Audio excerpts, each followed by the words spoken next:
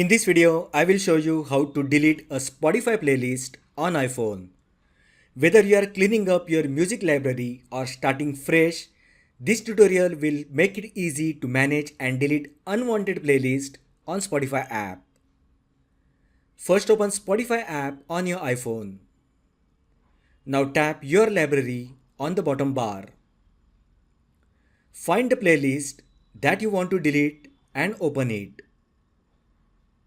Next, tap the three dots. Now scroll down and tap Delete Playlist. You will get a confirmation box. Just tap Delete if you are sure you want to delete the playlist. And the playlist will be deleted. So that is how you can delete a Spotify playlist on iPhone.